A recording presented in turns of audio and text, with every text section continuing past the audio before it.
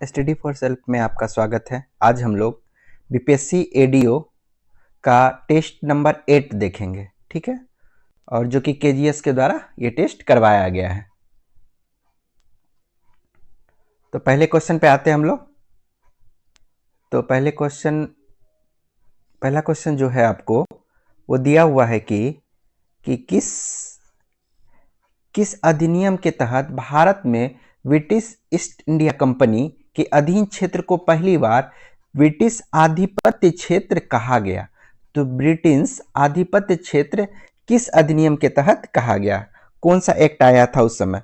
तो ये क्या है आपको, इसका आंसर होता है 1784 का पिट्स इंडिया एक्ट। तो 1784 का पिट्स इंडिया एक्ट जो था उसमें यह प्रावधान किया गया था कि इसमें ब्रिटिश ईस्ट इंडिया कंपनी के वाणिज्य एवं राजनीतिक कार्यों को पृथक कर दिया जाएगा। मतलब बिजनेस और पॉलिटिकल को क्या किया जाएगा, अलग अलग कर दिया जाएगा। राजनीतिक मामलों के प्रबंधन के लिए बोर्ड ऑफ कंट्रोल नाम के एक नए निकाय का क्या किया गया, गठन किया गया। और सर यह शक्ति प्रदान किया गया कि वो ब्रिटिश नियंत्रित भारत में राजस्व, नागरिक, सैन्य से संबंधित सभी गतिविधियों पे क्या करेगा, नियंत्रण करेगा। इसी अधिनियम के तहत भारत में कंपनी के अधीन क्षेत्र को पहली बार ब्रिटिश आधिपत्य क्षेत्र कहा गया। ठीक है, 2 नंबर पे आते हैं हम लोग। भारतीय संविधान सभा का सचिव निम्नलिखित में से किसे नियुक्त किया गया? तो यहां पर देखिए आप, पहला ऑप्शन क्या है, सर बेनेगल नरसिंह राव। तो ये क्या थे आपको, सर बेनेगल नरसिंह राव जो थे ये संवैधानिक सलाहकार थे। क्या थे? संवैधानिक सलाहकार थे। और HBR अयंगर क्या थे? ये आपको सचिव थे। यही पूछा जा रहा है, आंसर क्या हो जाएगा? अब इसमें देखिए प्रेम बिहारी नारायण रायजादा ये क्या थे आपको, सुलेखक थे। सुलेखक। और ये तो आप अंबेडकर जी के विषय में जान ही रहे, प्रारूप समिति क्या थे, यही अध्यक्ष थे। 3 नंबर पे आते हैं हम लोग। संसद के दोनों सदनों में संयुक्त बैठक का प्रावधान भारतीय संविधान में किस देश के संविधान से लिया गया है, किस देश के संविधान से जोड़ा गया है? तो किस देश से हो जाता है संयुक्त बैठक जो है आपको, ये ऑस्ट्रेलिया के संविधान से लिया गया है। तो ऑस्ट्रेलिया के संविधान से और क्या सब लिया गया है? तो यहां पे आपको देखिएगा कि एक बहुत इंपॉर्टेंट समवर्ती सूची, कई बार पूछा गया है कि समवर्ती सूची कहां से लिया गया है, तो ऑस्ट्रेलिया के ही संविधान से लिया गया है। साथ ही व्यापार, वाणिज्य और समागम की स्वतंत्रता भी कहां से ली गई है, ऑस्ट्रेलिया के संविधान से लिया गया। यहां देखिए दक्षिण अफ्रीका, इसका सबसे इंपॉर्टेंट, संविधान संशोधन की प्रक्रिया किससे लिया गया है, दक्षिण अफ्रीका से। और राज्यसभा सदस्यों का निर्वाचन किससे लिया गया है? देखिए निर्वाचन, राज्यसभा सदस्यों का निर्वाचन का हम बात कर रहे हैं, निर्वाचन किससे लिया गया है, दक्षिण अफ्रीका से। और वहीं अगर आप कह दे कि राज्यसभा सदस्यों का जो नामांकन होता है राष्ट्रपति के द्वारा, वो किसके द्वारा लिया गया है, ये आपको आयरलैंड से। अगर नामांकन का बात हो राज्यसभा सदस्य का तो आयरलैंड पे चल जाइएगा, और अगर निर्वाचन का बात हो तो दक्षिण अफ्रीका के पास जाइएगा। समवर्ती सूची के लिए ऑस्ट्रेलिया के पास जाना पड़ेगा। उसके बाद आपको, और ये जो है क्या कहते हैं, संयुक्त बैठक का भी आपको ऑस्ट्रेलिया के पास ही जाना पड़ेगा। और कनाडा के विषय में देखिएगा तो कनाडा के क्या, उच्चतम न्यायालय का परामर्शी न्याय निर्णय, सशक्त केंद्र के साथ संघीय व्यवस्था, अवशिष्ट शक्तियां का केंद्र में निहित होना, राज्य के राज्यपाल की नियुक्ति की प्रक्रिया, ये सब किससे लिया गया है, कनाडा के संविधान से लिया गया है। अब 4 नंबर पे आते हैं हम लोग। संविधान की प्रस्तावना हमारे दीर्घकालीन सपनों का विचार है।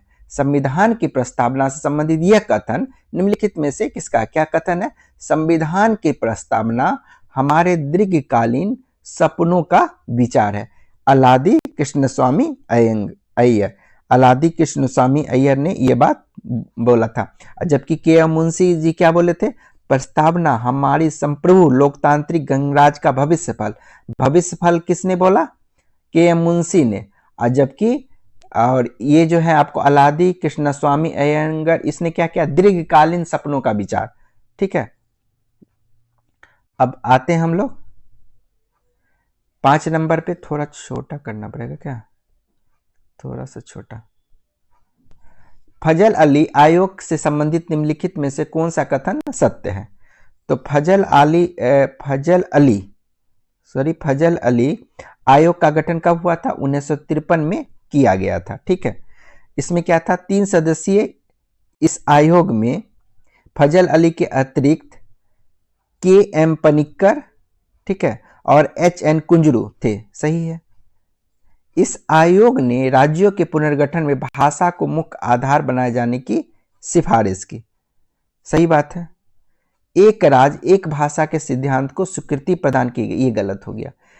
भाषा के आधार पे तो बोला गया कि भाषा के आधार पे राज्यों का पुनर्गठन किया जा सकता है, लेकिन एक राज्य एक भाषा के सिद्धांत को इन्होंने अस्वीकार कर दिया। इस आयोग ने सुझाव दिया कि किसी भी राजनीतिक इकाई के पुनर्निर्धारण के लिए देश में एकता को प्रमुखता दी जानी चाहिए। ठीक है। अब फजल अली से पहले कौन थे? जून 1948, याद रखिएगा, जून 1948 में एस.के. धर समिति की अध्यक्षता में धर आयोग बना था और यह सिफारिश की थी कि राज्यों का पुनर्गठन भाषाई कारक के बजाय प्रशासनिक सुविधा के अनुसार होनी चाहिए। कौन सा था? एस.के. धर समिति 1948 में। और जब उसी के बाद दिसंबर 1948 का ही बात बता रहे हैं, इसमें क्या है कि आपको JVP समिति का गठन किया। इसने भी भाषाई विवाद के समाधान के लिए गठित एक अन्य समिति थी और भाषा के आधार पर राज्यों के पुनर्गठन इन्होंने भी क्या किया? अस्वीकार कर दिया। ना ही धर समिति ने स्वीकार किया और ना ही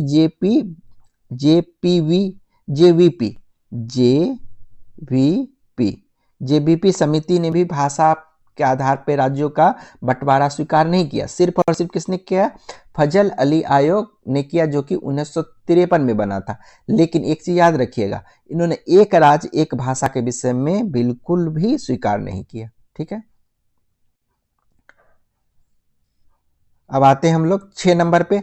निम्नलिखित में से किन अनुच्छेदों के तहत प्रदत्त मूल अधिकार भारतीय नागरिकों के साथ साथ विदेशी नागरिक को भी प्राप्त है? तो यहां देखिए अनुच्छेद 14 क्या है? कानून के समक्ष समानता।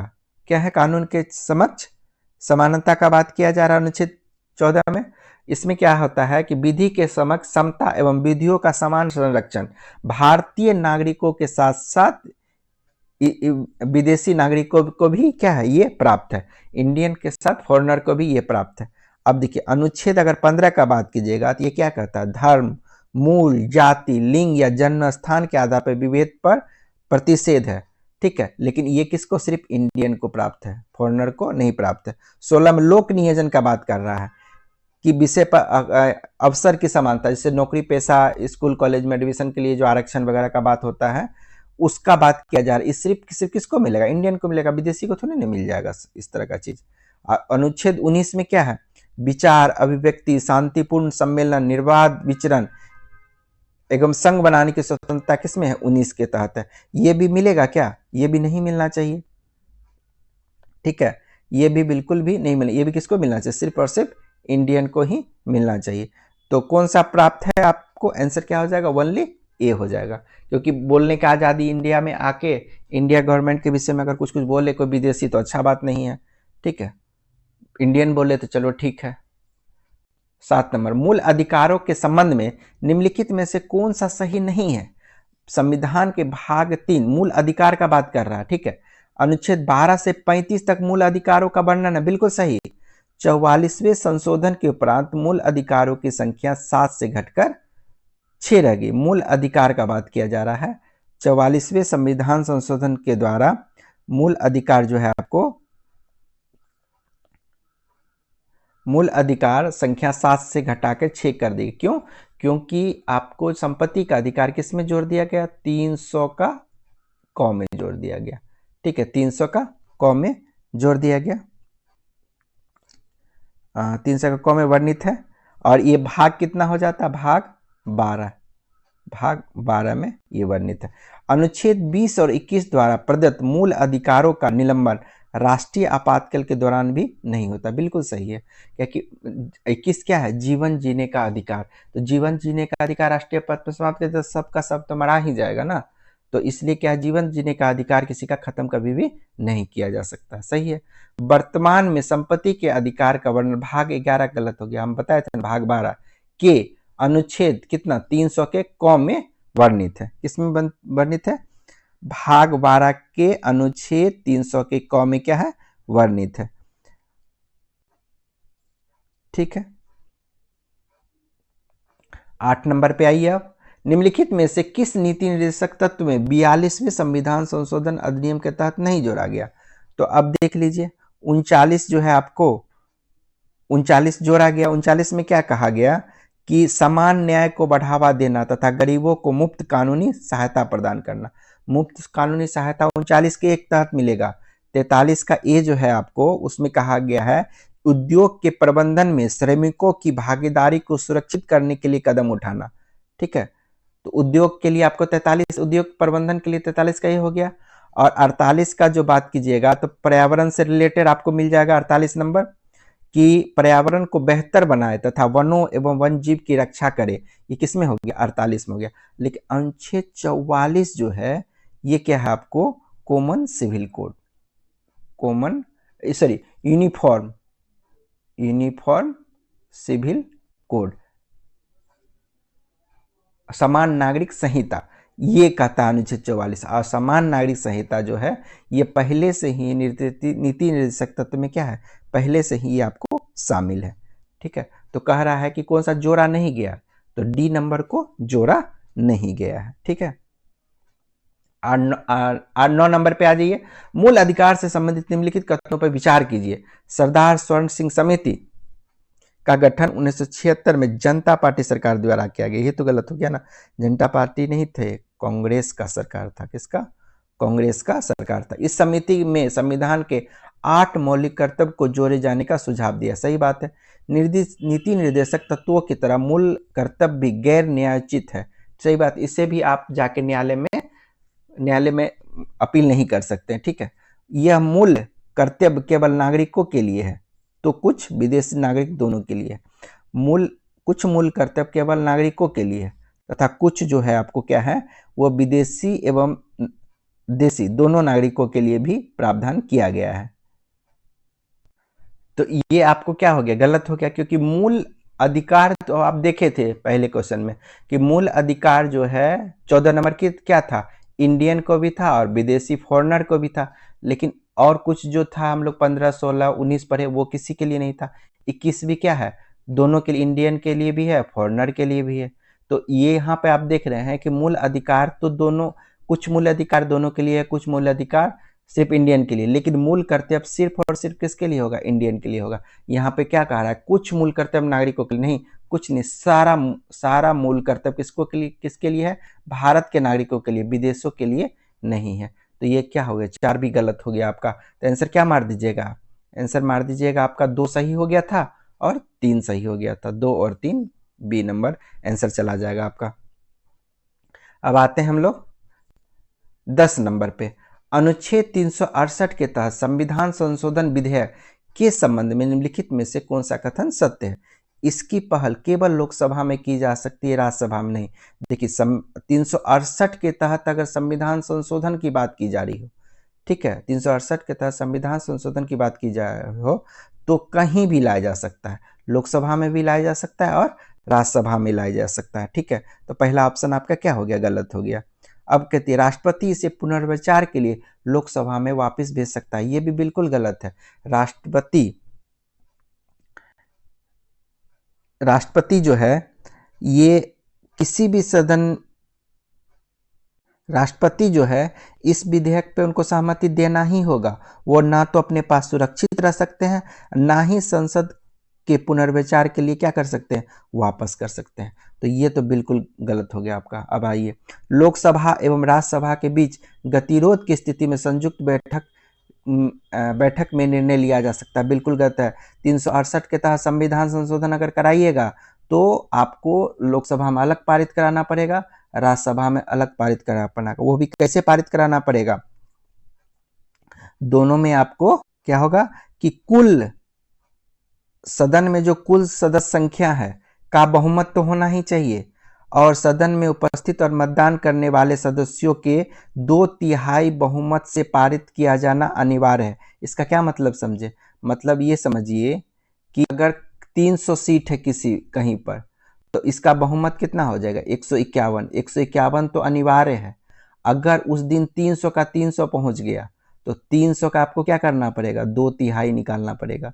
2/3 कितना हो गया? 100। मतलब 200 आदमी का वोट जब तक नहीं पड़ेगा वो कानून क्या होगा? पारित नहीं होगा। इसलिए सदन की कुल सदस्य संख्या का बहुमत और सदन में उपस्थित और मतदान करने वाले सदस्यों का 2/3 बहुमत से इसे क्या करना पड़ेगा? अनिवार्य रूप से पारित करना पड़ेगा। दोनों सदनों के बीच गतिरोध की स्थिति में कोई आप संयुक्त बैठक का प्रावधान नहीं कर सकते हैं। ठीक है, अब देखिए, इसे दोनों सदनों में अलग अलग विशेष बहुमत से पारित किया जाना अनिवार्य है। बिल्कुल, विशेष बहुमत किसे कह रहे हैं हम लोग?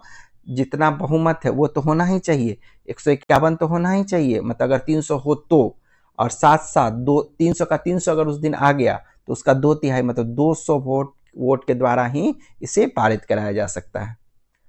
11 नंबर, युद्ध, बाह्य आक्रमण और सशस्त्र विद्रोह के कारण लागू राष्ट्रीय आपातकाल को किस अवधि के भीतर संसदीय अनुमोदन अनिवार्य है? तो 1 माह के भीतर ही क्या है? संसदीय अनुमोदन अनिवार्य है। तो ये आपको राष्ट्रीय आपात जो है अनुच्छेद 352 के तहत लगाया जाता है। ठीक है, और इससे क्या है? 1 माह के भीतर आपको संसदीय अनुमोदन मिलना अनिवार्य है। प्रारंभ में ये सीमा 2 माह तक की गई थी, लेकिन 44वें संविधान संशोधन अधिनियम 1978 के तहत इसे घटा के क्या कर दिया गया? 1 माह कर दिया गया। इसलिए आंसर हम लोग क्या मारे हैं? 1 माह मारे हैं। दोनों सदनों में विशेष बहुमत से मिले अनुमोदन के उपरांत आपातकाल को कितना माह तक बढ़ाया जा सकता है? 6 माह तक इसे जारी रखा जाएगा तथा प्रत्येक 6 माह बाद इसे अनंत काल तक बढ़ाया जा सकता है। कहने का मतलब ये है कि हर बार 6 माह तक बढ़ाई। शुरुआत में तो जैसे राष्ट्रीय आपात आप लगा, राष्ट्रीय आपात के लिए तब तुरंत आप संसद नहीं बुलाइएगा। अचानक से ऐसा परिस्थिति है तो तुरंत ही क्या किया जाएगा? राष्ट्रीय आपात लगा दिया जाएगा। लेकिन राष्ट्रीय आपात 1 माह तक तभी बना रह पाएगा जब क्या होगा कि 1 माह के भीतर आपको क्या करना पड़ेगा? इसे संसदीय अनुमोदन प्राप्त करना पड़ेगा। और एक बार संसदीय अनुमोदन प्राप्त कर लिए तो कितना माह तक चल पाएगा? ये 6 माह तक चल पाएगा। मतलब हर 6 माह में आके आपको क्या करना पड़ेगा? संसदीय अनुमोदन प्राप्त करना पड़ेगा। ठीक है, और इसे हटाना हो तो कोई खास दिक्कत नहीं होता है। राष्ट्रपति जो है एक साधारण घोषणा से इसे क्या कर सकता है? विड्रॉ कर सकता है, मतलब वापस ले सकता है। 12 नंबर, राष्ट्रपति का महाभियोग संसद के किस सदन में प्रारंभ किया जा सकता है? तो राष्ट्रपति है ना, तो राष्ट्रपति का लोकसभा में भी आप कर सकते हैं। ठीक है, और राज्यसभा में भी आप कर सकते हैं।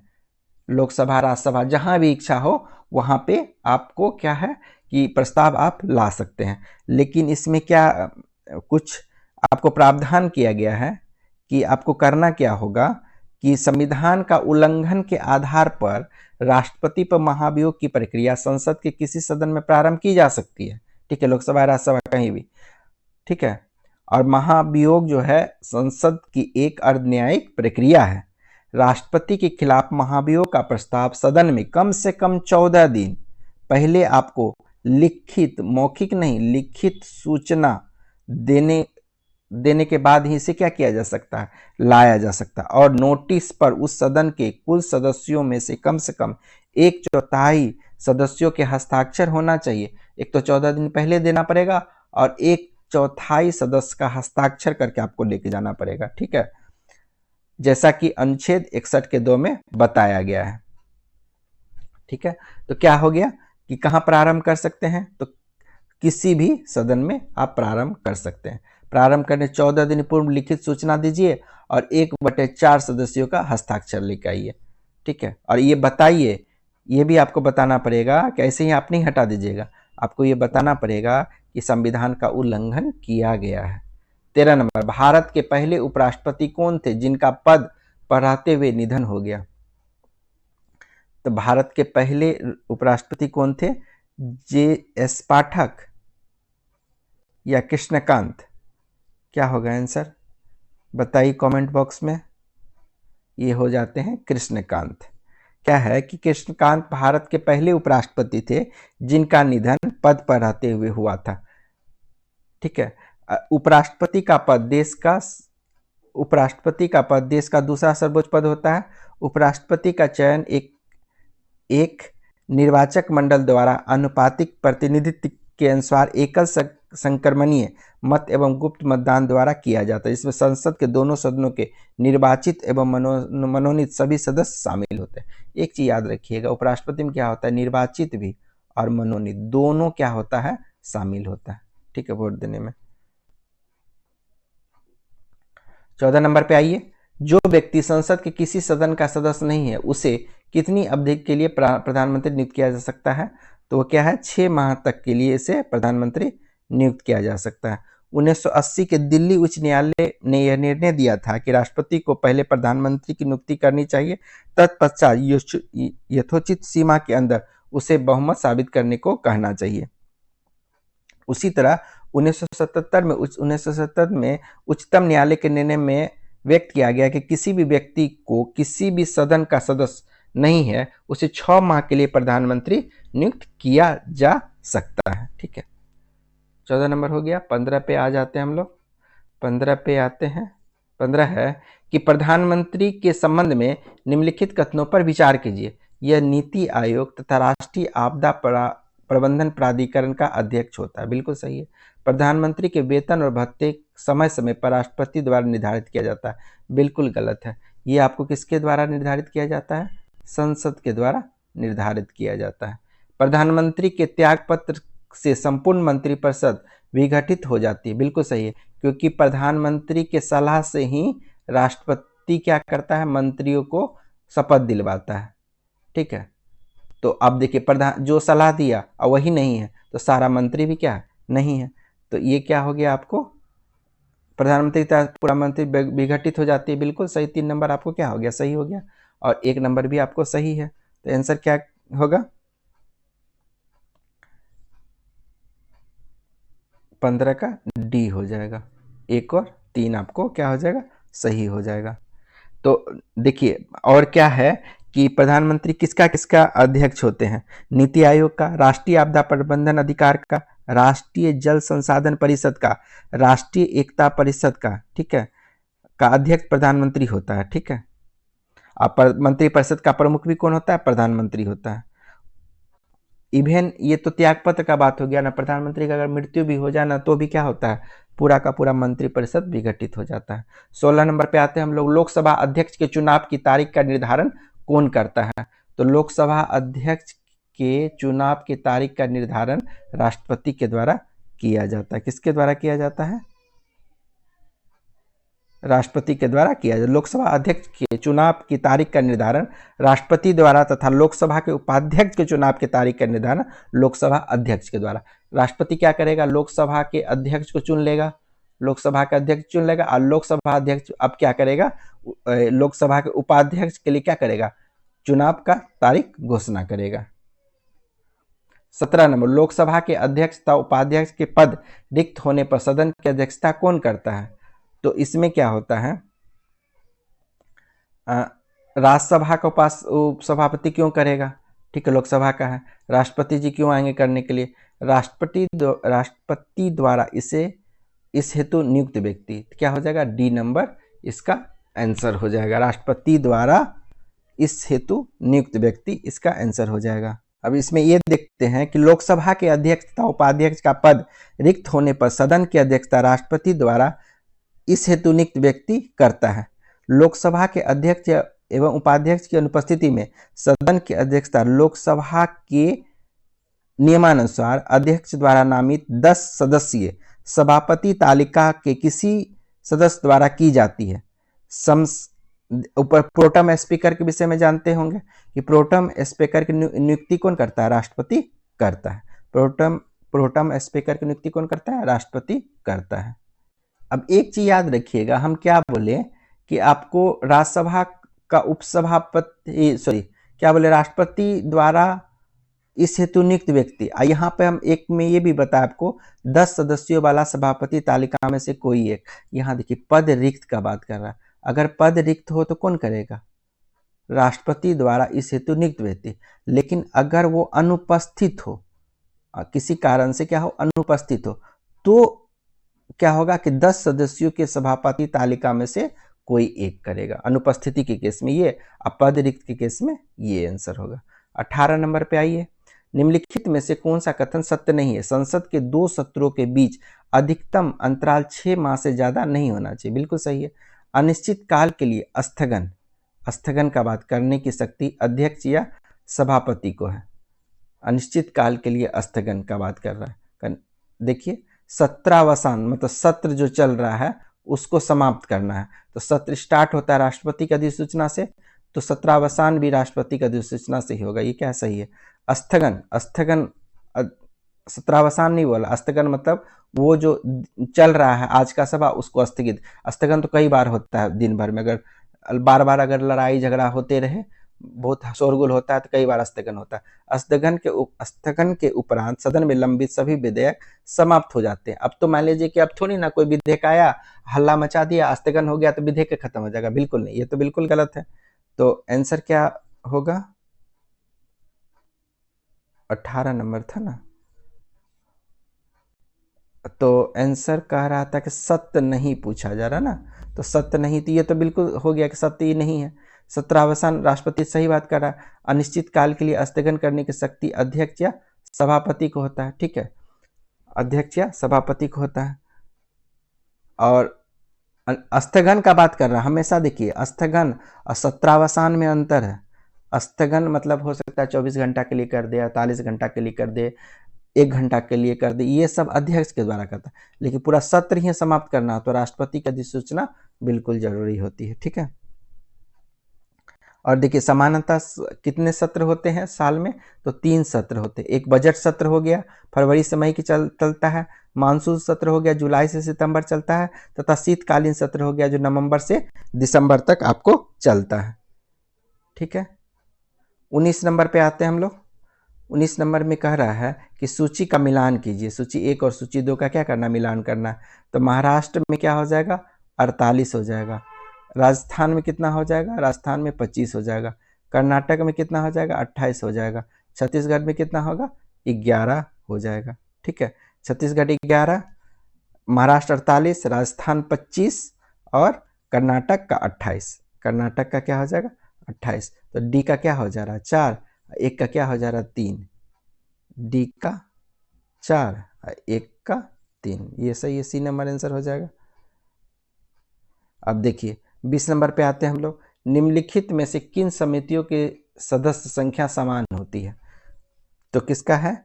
आपको लोक लेखा समिति और सार्वजनिक उपक्रम समिति के सदस्य संख्या कितनी होती है? 22 होती है, ठीक है। जिसमें कि आपको 15 सदस्य किससे चुने जाते हैं? लोकसभा से, और 7 सदस्य किससे चुने जाते हैं? राज्यसभा से। जबकि प्राक्कलन समिति में 30 सदस्य होते हैं और 30 के 30 कहाँ से होते हैं? लोकसभा से ही चुने जाते हैं। तो समझ गया, लोक लेखा समिति और सार्वजनिक उपक्रम समिति में 22 सदस्य होते हैं, 15 लोकसभा से और 7 राज्यसभा से। 21 नंबर, भारत के उच्चतम न्यायालय में न्यायाधीशों की संख्या में वृद्धि करने का अधिकार किसे प्राप्त है? तो न्यायाधीशों की संख्या में वृद्धि करने का बात है, तो ये अधिकार किसे प्राप्त होना चाहिए? भारत के संसद को प्राप्त होना चाहिए। उच्चतम न्यायालय, उच्च न्यायालय नहीं बोल रहा है, उच्चतम न्यायालय का बात बता रहा है। तो क्या होगा? संसद के द्वारा होता है। उच्चतम न्यायालय का उद्घाटन आपको कब हुआ था? 28 जनवरी 1950 को हुआ। और उस समय क्या किया गया ना कि एक न्यायाधीश होंगे और 7 अन्य न्यायाधीश होंगे। और अभी तो क्या हो गया, टोटल कितना हो गया? 8 हो गया। लेकिन अभी क्या है आपको? एक मुख्य न्यायाधीश और 33 अन्य न्यायाधीश, टोटल कितना हो गया? 34 हो गया। तो ये क्या है? संसद के द्वारा इसे क्या किया जाता है? जरूरत के हिसाब से बढ़ाया जा सकता है। अब देखिए न्यायाधीशों की नियुक्ति के लिए भारत में सर्वोच्च न्यायालय द्वारा कॉलेजियम व्यवस्था कब अपनाया गया? तो 1993 में क्या किया गया? कॉलेजियम व्यवस्था अपनाया गया। 1993 में supreme court advocates on records association बनाम यूनियन ऑफ इंडिया मामले में सर्वप्रथम उच्चतम न्यायालय द्वारा न्यायाधीशों की नियुक्ति के लिए कॉलेजियम की स्थापना का निर्णय लिया गया। और इस कॉलेजियम प्रणाली में वर्तमान व्यवस्था के अनुसार न्यायाधीशों की नियुक्ति प्रक्रिया में उच्चतम न्यायालय के मुख्य न्यायाधीश को 4 अन्य वरिष्ठ न्यायाधीशों से विचार विमर्श करने के उपरांत राष्ट्रपति को दी जाती है।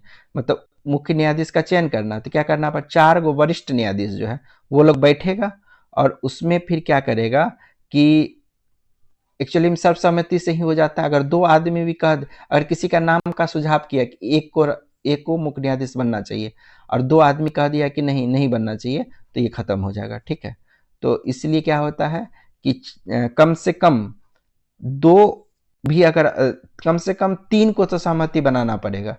3 का अगर सहमति बन जाता है तो फिर क्या है कि वो व्यक्ति भारत के सर्वोच्च न्यायालय का मुख्य न्यायाधीश बन सकता है। कब लागू हुआ ये? आपको 1993 में लागू हुआ। 23 नंबर पे आते हैं, संविधान के किस अनुच्छेद के तहत राज्य के राज्यपाल की नियुक्ति भारत के राष्ट्रपति द्वारा की जाती है? तो क्या हो जाएगा आपको? अनुच्छेद 155। संविधान के अनुच्छेद 155 के तहत राज्य के राज्यपाल की नियुक्ति भारत के राष्ट्रपति द्वारा की जाती है। और संविधान का भाग 6 जो है, भाग 6 में अनुच्छेद 153 से 167 तक किसके विषय में बताया गया है? राज्य कार्यपालिका का उल्लेख किया गया है। ठीक है, राज्य कार्यपालिका का 153 से 167 तक राज्य कार्यपालिका का भाग 6 में वर्णन किया गया है। 24 नंबर पे आइए, राज्य विधान परिषद की संरचना का प्रावधान भारतीय संविधान के किस अनुच्छेद में किया गया है? तो विधान परिषद का बात किया गया है, वो राज्य में जो विधान परिषद होता है उसका बात किया गया है यहाँ पे। तो एक चीज देखिए कि किस अनुच्छेद में किया गया है, तो अनुच्छेद तो आपको क्या होगा? 171 हो जाएगा। ठीक है, तो अभी देखिए कितने राज्यों में आपको विधान परिषद है। तो यहाँ पे आप देख लीजिए, ऐसे देखिएगा तो बिहार हो गया, इधर यूपी हो गया, इधर आपको तेलंगाना हो गया, उसी का भाई क्या है? आंध्र प्रदेश। इधर आपको क्या हो गया? महाराष्ट्र हो गया, और इधर आपको कर्नाटक हो गया। तो ये सारा जगह पे क्या होता है आपको कि विधान परिषद भी पाया जाता है। और यहाँ पे अगर ये देखिएगा, अगर आप 172 किससे रिलेटेड है? अनुच्छेद 172। तो अनुच्छेद 172 में कहा गया है कि राज्यों के विधानमंडलों की अवधि जो है 172 में बताया गया है। राज्य के विधानमंडल के सदस्यता के लिए अर्हता 173 में बनाया गया है। राज्य के विधानमंडल के सत्रावसान और विघटन का 174 में बताया गया है। 25 नंबर पे आते हैं, निम्नलिखित में से किस राज्य में वर्तमान में विधान परिषद अस्तित्व में नहीं है? देखिए कहाँ पे अस्तित्व में नहीं है? आंध्र प्रदेश और तेलंगाना में तो है ही, कर्नाटक में ही। एक्चुअली में क्या हो जाएगा? तमिलनाडु में क्या है? विधान परिषद नहीं, अस्तित्व में नहीं है। अब देखिए 26 नंबर पे आते हैं हम लोग। 26 नंबर में कह रहा है कि विधानसभा द्वारा पारित किसी साधारण विधेयक को, साधारण विधेयक, संविधान संशोधन विधेयक नहीं है, साधारण विधेयक है। ठीक है, ना ही ये मनी बिल है, धन विधेयक भी नहीं है, को विधान परिषद अधिकतम कितने समय तक रोक सकता है? तो साधारण विधेयक का बात कर रहा है। धन विधेयक के विषय में तो बहुत सीमित अधिकार, कुछ अधिकार ही नहीं है। ठीक है, लेकिन आपको यहाँ पे क्या कहा गया है? साधारण विधेयक का बात बोला गया है कि प्रथम बार 3 माह तथा दूसरी बार 1 माह। अगर मान लीजिए क्या हो रहा है कि विधानसभा द्वारा पारित किसी साधारण विधेयक को विधान परिषद अधिकतम 4 माह तक कर सकता है। और इसमें क्या है? प्रथम बार वो 3 माह तक कर सकता है, और दोबारा अगर पारित करके उसके पास भेजा गया है तो 1 माह तक वो रोक सकता है। उसके बाद क्या हो जाएगा कि यह विधेयक स्वतः पारित मान लिया जाएगा। जब कोई साधारण विधेयक विधानसभा से पारित होने के बाद विधान परिषद के पास भेजा जाए तथा विधान परिषद विधेयक को अस्वीकार कर दे या 3 महीने तक कोई कार्रवाई ना करे, तब विधानसभा फिर से इसे पारित कर परिषद को भेज सकती है। यदि परिषद दोबारा विधेयक को अस्वीकृत कर दे या उसे उन संशोधनों के साथ पारित करे जो विधानसभा को अस्वीकार है या 1 माह के भीतर इसे वापस ना करे, तब इसे दोनों सदनों से पारित माना जाएगा। धन विधेयक के संबंध में विधान परिषद की शक्तियां अत्यंत सीमित है। धन विधेयक को ना तो स्वीकार कर सकती है और ना ही संशोधित कर सकती है। अधिकतम 14 दिन तक धन विधेयक को नहीं लौटाती है तो दोनों सदनों द्वारा इसे पूर्णतः पारित माना जाएगा। तो धन विधेयक में मात्र 14 दिन का ही समय दिया गया और इसमें कुल 4 माह का, पहला बार 3 माह और दूसरा बार 1 माह का समय दिया है कि विधान परिषद इतना देर आप इंतजार करा सकते हैं विधानसभा को। 27 नंबर, निम्नलिखित में से किस राज्यों की विधानसभा में सदस्यों की संख्या न्यूनतम है? तो कहां पे हो जाता है? मिजोरम में आपको सबसे कम है और सबसे अधिक कहां पे है आपको? यूपी, उत्तर प्रदेश में क्या है? सबसे अधिक है। अब यहां पे देख लीजिए कि अब देखिएगा सबसे कम किसके पास है? सबसे कम 32 है आपको सिक्किम के पास। उसके बाद गोवा के पास कितना है? 40। उसके बाद मिजोरम के पास कितना है? 40। लेकिन सबसे कम, अगर ये तो निम्नलिखित बोला ना, लेकिन सबसे कम बोलता तो कितना मारते? 32 किसके पास? सिक्किम के पास सबसे कम है। और उत्तर प्रदेश के कितना है? 403 है। संसद के दोनों सदनों में संयुक्त बैठक निम्नलिखित में से किस विषय पर आमंत्रित की जा सकती है? देखिए, संयुक्त बैठक का बात किया जा रहा है तो धन विधेयक तो समाप्त हो गया, ठीक है, संविधान संशोधन विधेयक हो ही नहीं सकता। अब हो गया आपको साधारण विधेयक और वित्त विधेयक। यही साधारण विधेयक और वित्त विधेयक पे जो है संयुक्त बैठक कराया जा सकता है और अध्यक्षता कौन करेगा? लोकसभा का अध्यक्ष करेगा, ठीक है। तो 28 नंबर का क्या हो जाएगा? आपको 1 हो जाएगा। 1 और 2 के में साधारण विधेयक और वित्त विधेयक में क्या किया जा सकता है? संयुक्त बैठक बुलाया जा सकता है। 39 नंबर पे आते हैं, निम्नलिखित में से कौन सा कथन सत्य नहीं है? न्यायिक समीक्षा, जनहित याचिका, न्यायिक सक्रियता के सिद्धांत की उत्पत्ति एवं विकास अमेरिका में हुआ है, ठीक है। आर्थर सेलिसिंगर जूनियर ने सर्वप्रथम न्यायिक सक्रियता शब्द का प्रयोग किया, सही है। जस्टिस इंदु मल्होत्रा को भारत में जनहित याचिका की मां के नाम से जाना जाता है, ये आपको सही नहीं है। एक्चुअली में क्या है कि सर्वप्रथम 1979 में हुसैनारा खातून बनाम बिहार राज्यवाद में सर्वोच्च न्यायालय ने जनहित याचिका स्वीकार की गई थी। यह याचिका पुष्पा कपिला हिंगोरानी, पुष्पा कपिला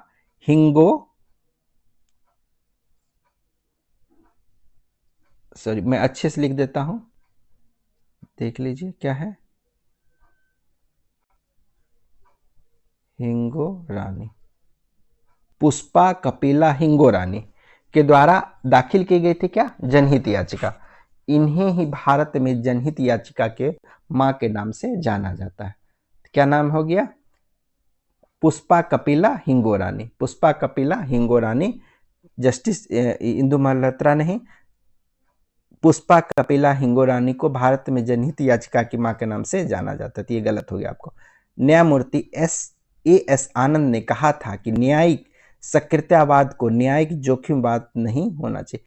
न्यायिक सक्रियतावाद को न्यायिक जोखिमवाद नहीं होना चाहिए। सही बात है, सही चीज है। तो आंसर क्या हो जाएगा आपको? आंसर आपको क्या पूछा? सत्य नहीं पूछा जा रहा है ना, तो सी क्या हो जाएगा आपको? सत्य नहीं है। 31 नंबर पे आते हैं हम लोग। 31 नंबर पे दिया हुआ है कि किस राज्य की मुख्यमंत्री बनने वाली, किसी राज्य की मुख्यमंत्री बनने वाली भारत की प्रथम महिला निम्नलिखित में से कौन है? तो कौन हो जाता है? सुचिता कृपलानी जो है भारत की पहली महिला मुख्यमंत्री थी, जो 1963 में उत्तर प्रदेश की मुख्यमंत्री का कार्यभार इन्होंने संभाला था। और जबकि भारत का राज्यपाल का बात बताइएगा तो सरोजिनी नायडू थी। राज्यपाल कौन थी? पहली राज्यपाल, महिला राज्यपाल सरोजिनी नायडू थी, ठीक है। निम्नलिखित में से कौन सा कथन सत्य नहीं है? दल बदल के आधार पर निर्हरता का निर्णय विधानसभा अध्यक्ष तथा विधान परिषद के सभापति द्वारा लिया जाता है। दल बदल, ठीक है, सही बात है। राष्ट्रीय आपातकाल के समय संसद द्वारा विधानसभा का कार्यकाल एक समय में अधिकतम 6 माह। राष्ट्रीय आपात का बात कर रहा है, ठीक है, राष्ट्रपति शासन का बात नहीं कर रहा। राष्ट्रीय आपात में इसमें क्या था, 1 माह के अंदर अनुमोदन लेना है और कितने दिन के लिए बढ़ाया जा सकता है, 6 माह के लिए। कह रहा क्या, राष्ट्रीय आपातकाल के समय संसद द्वारा विधानसभा का कार्यकाल एक समय में अधिकतम 6 माह के लिए बढ़ाया जा सकता है, सही चीज है। विधान परिषद के सदस्यों का कार्यकाल 6 वर्ष का होता है तथा 1/3 सदस्य प्रत्येक 2 वर्ष पे क्या हो जाते हैं, सेवा निवृत्त हो जाते हैं। विधानसभा का अध्यक्ष इस बात का निर्णय करता है कि कोई विधेयक वित्त विधेयक है या नहीं तथा उसका निर्णय अंतिम होता है। कोई विधेयक धन विधेयक का बात किया जाता है ना, क्या है, कोई विधेयक धन विधेयक है या नहीं, इसके विषय में कौन डिसीजन लेता है, तो विधानसभा का अध्यक्ष। तो आंसर क्वेश्चन क्या पूछ रहा है, कौन सत्य नहीं है, सत्य नहीं पूछा जा रहा है। यहां जो दिया हुआ है कि विधानसभा का कार्यकाल का बात बताया जा रहा है, तो विधानसभा का कार्यकाल जो है अधिकतम 1 वर्ष तक के लिए बढ़ाया जाता है, ठीक है। लेकिन यहाँ जो 6 माह जो ये जो है, ये राष्ट्रीय आपातकाल जो है, जब 1 माह के अंदर अगर संसद से अनुमोदन मिल जाए तो इसे 6 माह तक इसे बढ़ाया जा सकता है। किसे, राष्ट्रीय आपात को, जो कि बाह्य आक्रमण के आधार पे हुआ हो या सशस्त्र विद्रोह के आधार पे हुआ हो, तो वो बात हो जाता है। तो दोनों में अंतर है, एक में राष्ट्रीय आपात का बात किया जा रहा है जो कि 1 माह के अंदर अनुमोदन ले लेना है और 6 माह तक के लिए इसे बढ़ाया जा सकता है। लेकिन यहाँ विधानसभा का कार्यकाल का बात किया जा रहा है, तो विधानसभा का कार्यकाल एक बार में 1 वर्ष तक के लिए क्या किया जा सकता है, बढ़ाया जा सकता है, ठीक है। 32 नंबर पे आते हैं। उच्च न्यायालय के न्यायाधीशों की संख्या निर्धारित करने का अधिकार किसे है। देखिए, उच्च न्यायालय का बात है, वहां सर्वोच्च न्यायालय का आया था तो हम लोग क्या मारे थे, संसद मारे थे। लेकिन यहाँ पे उच्च न्यायालय का बात करते, उच्च न्यायालय किसका अधिकार है, राष्ट्रपति के पास। संविधान में उच्च न्यायालय के न्यायाधीशों की संख्या के संबंध में कोई विशेष उल्लेख नहीं किया गया है, इसे राष्ट्रपति के विवेक पर छोड़ दिया गया है। तदनुसार राष्ट्रपति कार्य की आवश्यकता के अनुसार समय समय पर इनकी संख्या निर्धारित कर सकते हैं, ठीक है। 33 नंबर पे आइए। संघ शासित क्षेत्र अंडमान निकोबार द्वीप समूह किस उच्च न्यायालय की अधिकारिता के अंतर्गत आता है, तो ये क्या हो जाता है, कोलकाता उच्च न्यायालय के अंतर्गत आता है। ऐसे अगर देखिएगा तो कोलकाता उच्च न्यायालय के अंदर आपको पश्चिम बंगाल आ जाता है, अंडमान निकोबार द्वीप समूह आ जाता है। वही बॉम्बे उच्च न्यायालय का बात कीजिएगा, इसमें महाराष्ट्र तो आएगा ही, गोवा आ जाता है, दादर और नागर हवेली आ जाता है, दमन द्वीप आ जाता है। मद्रास देखिएगा तो मद्रास उच्च न्यायालय में तो तमिलनाडु और पौडीचेरी आ जाता है। केरल उच्च न्यायालय में देखिएगा केरल और लक्षद्वीप आ जाता है। अब पंजाब और हरियाणा उच्च न्यायालय में देखिएगा तो पंजाब आ जाता है, हरियाणा आ जाता है, चंडीगढ़ आ जाता है। और जम्मू कश्मीर और लद्दाख उच्च न्यायालय में देखिएगा तो जम्मू एवं कश्मीर तथा लद्दाख आ जाता है। और गुवाहाटी उच्च न्यायालय में देखिएगा तो असम आ जाता है, मिजोरम आ जाता है, अरुणाचल प्रदेश आ जाता है और नागालैंड आ जाता है, ठीक है। 34 नंबर, भारतीय संविधान में निम्नलिखित अनुच्छेदों में से कौन सा अनुच्छेद राज्य की सरकारों को ग्राम पंचायतों के गठन का निर्देश देता है, तो अनुच्छेद 40 जो है वो ग्राम पंचायत का क्या देता है, ये आपको निर्देश देता है। भारतीय संविधान का अनुच्छेद 40 राज्य की सरकारों को ग्राम पंचायत के गठन का निर्देश देता है, ठीक है। अब भारतीय संविधान का भाग 4 जो है अनुच्छेद 36 से 51 तक नीति निर्देशक तत्वों का उल्लेख इसमें किया गया है। और एक चीज याद रखिएगा, क्वेश्चन आया भी है पहले कि भारत में पंचायती राज व्यवस्था की शुरुआत कब हुई थी, 2 अक्टूबर 1959 को पंडित जवाहरलाल नेहरू के द्वारा राजस्थान के नागौर जिले में इसका उद्घाटन किया गया। और ये पूछा जाएगा कि इसे संवैधानिक दर्जा कब मिला, तो 73वां संविधान संशोधन 1993 द्वारा इसे संवैधानिक दर्जा प्राप्त हो गया, ठीक है। और इसी कारण से 24 अप्रैल को राष्ट्रीय पंचायती राज दिवस मनाया जाता है। ठीक है, अब आते हैं हम लोग 35 नंबर पे। पंचायती राज व्यवस्था की कार्य प्रणाली के अध्ययन हेतु अशोक मेहता समिति का गठन कब किया गया? तो अशोक मेहता समिति का गठन 1977 ईस्वी में किया गया, जबकि इसने क्या कहा था कि 2 स्तरीय होना चाहिए, 2 स्तरीय प्रणाली होना चाहिए, एक जिला स्तर पे और उसके नीचे मंडल पंचायत होना चाहिए, एक जिला स्तर एक मंडल पंचायत होना चाहिए, उनके द्वारा करना था। जबकि बलवंत राय मेहता समिति जो 1957 में हुआ था, ये बलवंत राय मेहता समिति 1957 में हुआ था, इन्होंने त्रिस्तरीय पंचायत का बात बताया था। ठीक है, और ये जो है आपको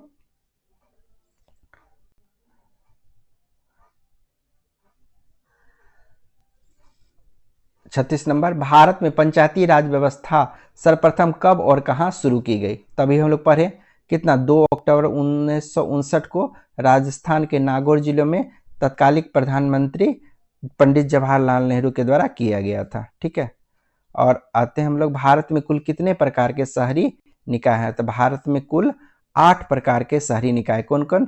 नगर पालिका परिषद, नगर निगम, अधिसूचित क्षेत्र समिति, शहरी क्षेत्र समिति। ठीक है, शहरी क्षेत्र समिति हो गया। उसके बाद आपको हो गया छावनी बोर्ड हो गया, टाउनशिप हो गया, पतन न्यास हो गया, विशेष उद्देश्य के लिए गठित एजेंसी हो गया। तो कुल 8 प्रकार का स्थानीय निकाय है। 38 नंबर, किस संविधान संशोधन अधिनियम के तहत नगरीय शासन प्रणाली को संवैधानिक दर्जा मिला? देखिए, एक पंचायती राज हो गया, एक नगरीय शासन हो गया। तो नगरीय शासन को जो मिला है वो आपको 74वां संविधान संशोधन 1993, ये क्या था पंचायती राज के लिए? 73वां संविधान संशोधन 1993 को मिला है। ठीक है, तो 39 नंबर पे आते हैं, निर्वाचन आयोग के संबंध में निम्नलिखित में से कौन सा कथन सत्य नहीं है? तो निर्वाचन आयोग के 3 सदस्यीय निकाय हैं, जिसमें से एक मुख्य न्यायाधीश तथा 2 निर्वाचन आयुक्त होते हैं। मुख्य निर्वाचन आयुक्त तथा अन्य निर्वाचन आयुक्त की नियुक्ति राष्ट्रपति करते हैं, सही बात है। प्रथम मुख्य निर्वाचन आयुक्त सुकुमार सेन, तो सही बात है। मुख्य निर्वाचन आयुक्त 65 वर्ष की आयु तक तथा अन्य निर्वाचन आयुक्त 62 वर्ष की आयु तक पद पे रहते हैं, गलत है। दोनों क्या रहेगा? दोनों 65 वर्ष तक ही रहेगा। ठीक है, कितना नंबर था? 39 नंबर का हो जाएगा आपको, कि चाहे मुख्य निर्वाचन आयुक्त हो या अन्य निर्वाचन आयुक्त हो, वो 6 वर्ष या फिर 65 वर्ष की आयु तक पद को धारण कर सकते हैं। अब आइए 40 नंबर पे, संघ राज्य लोक सेवा आयोग, संघ या राज्य लोक सेवा आयोग का बात कर रहा है, किस संबंध में निम्नलिखित में से कौन सा कथन सत्य नहीं है? तो अब यहां पे देख लीजिए, संघ लोक सेवा आयोग के अध्यक्ष एवं सदस्य अधिकतम 65 वर्ष की आयु तक पद धारण कर सकते हैं, बिल्कुल सही है। राज्य लोक सेवा आयोग के अध्यक्ष एवं सदस्य अधिकतम 62 वर्ष तक पद धारण कर सकते हैं, ये भी क्या आपको सही है। संघ एवं राज्य लोक सेवा आयोग के अध्यक्ष दूसरे कार्यकाल के लिए नियुक्त किए जा सकते हैं, तो दूसरे कार्यकाल के लिए नियुक्त नहीं किए जा सकते, गलत हो गया। संविधान का भाग 14 में अनुच्छेद 315 से 323 तक संघ एवं राज्य लोक सेवा आयोग का वर्णन है, ये भी क्या आपको सही है। तो आंसर आपको क्या हो जाएगा? कौन सा सत्य नहीं पूछा गया था, तो ये हो जाएगा। क्यों? क्योंकि दूसरे कार्यकाल के लिए ये पात्र नहीं होते हैं। 41 नंबर पे आते हैं हम लोग, वित्त आयोग के संबंध में कौन सा कथन सत्य नहीं है? तो वित्त आयोग अनुच्छेद 280 में वर्णित ये एक अर्ध न्यायिक निकाय है, बिल्कुल सही है। उसके बाद ये कहा जा रहा है कि इसके आयोग में एक अध्यक्ष तथा 4 अन्य सदस्य होते हैं, बिल्कुल सही है। प्रथम वित्त आयोग के अध्यक्ष केसी नियोगी थे, बिल्कुल सही है। वित्त आयोग की सिफारिशों को मानने के लिए सरकार बाध्य है, गलत है। वित्त आयोग की सिफारिश को मानने के लिए सरकार बाध्य नहीं है। वित्त आयोग एक सलाहकारी निकाय है, इनकी सिफारिश को मानने के लिए सरकार बाध्य नहीं है। ये अपनी रिपोर्ट राष्ट्रपति को सौंपता है तथा राष्ट्रपति इस रिपोर्ट को संसद के दोनों सदनों के समक्ष रखता है। 42 नंबर, राष्ट्रीय अनुसूचित जाति आयोग के अध्यक्ष एवं सदस्यों की पदावधि कितनी है?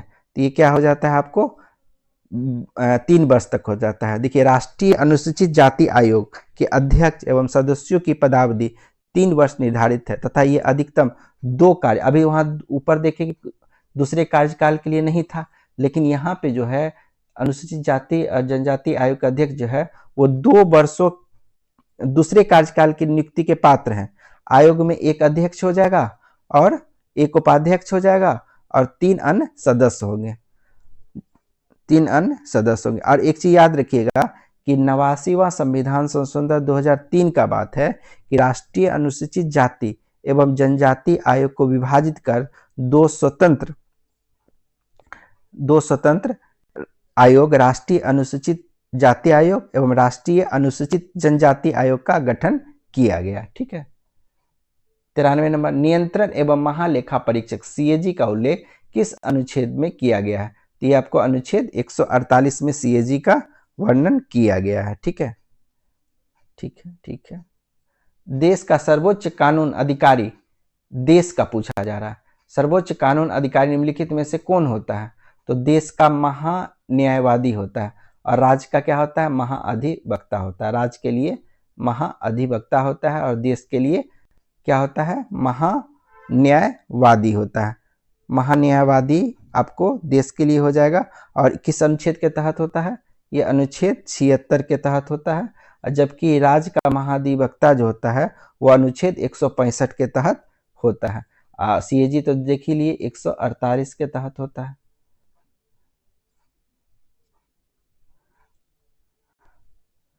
पैंतालीस नंबर, निम्नलिखित में से कौन एक संवैधानिक आयोग या निकाय नहीं है? तो निर्वाचन आयोग के लिए देखिए जिसके लिए अनुच्छेद हो समझ लीजिए वो क्या संवैधानिक है। संवैधानिक पूछा जाए, निर्वाचन आयोग, वित्त आयोग 280 तो जान ही रहे हैं, नीति आयोग बिल्कुल गलत हो गया, नीति आयोग ही हमारा क्या हो गया? आंसर हो गया। संघ लोक सेवा आयोग के लिए भी अभी आप लोग देखें कि इसके लिए भी क्या है आपको अनुच्छेद वर्णित है। नीति आयोग का गठन जो है 1 जनवरी 2015 को किया गया था। ये एक संवैधानिक आयोग नहीं है, इसका गठन संविधान के द्वारा नहीं किया गया बल्कि योजना आयोग के तर्ज पर केंद्रीय मंत्रिमंडल के प्रस्ताव के द्वारा, इसे केंद्रीय मंत्रिमंडल के प्रस्ताव के द्वारा किया गया है। राष्ट्रीय मानवाधिकार आयोग पे आइए कि राष्ट्रीय मानवाधिकार या राज्य मानवाधिकार आयोग के संबंध में निम्नलिखित में से कौन सा कथन सत्य नहीं है? यह एक संवैधानिक निकाय है। क्या ये सही है? बिल्कुल गलत है, संवैधानिक निकाय ये नहीं है। ठीक है। राष्ट्रीय मानवाधिकार आयोग के एक अध्यक्ष 5 अन्य सदस्य होते हैं, ये क्या है आपको सही है। राज्य मानवाधिकार में एक सदस्य तथा 2 अन्य सदस्य होते हैं, ये भी सही है। राष्ट्रीय मानवाधिकार या राज्य मानवाधिकार आयोग के अध्यक्ष और सदस्यों का कार्यकाल 3 वर्ष अथवा अधिकतम 70 वर्ष की आयु तक होती है, ये भी क्या आपको सही है। जबकि ये जो है आपको ये सावधिक निकाय है। क्या है? सावधिक निकाय है, संवैधानिक निकाय ये नहीं है। राज्य मानवाधिकार या राष्ट्रीय मानवाधिकार आयोग जो है वो सावधिक निकाय है। इसे एक्चुअली में संसद में पारित अधिनियम के अंतर्गत इसका गठन किया गया है, ये संविधान से संबंधित नहीं है। 47 नंबर, परिसीमन आयोग से संबंधित निम्नलिखित कथनों पर विचार कीजिए। तो परिसीमन यह एक वैधानिक आयोग है, संवैधानिक निकाय नहीं है। सही है। इसके आदेशों को केवल सर्वोच्च न्यायालय में चुनौती दी जा सकती है। इसके आदेश को केवल सर्वोच्च न्यायालय में चुनौती दी जा सकती है।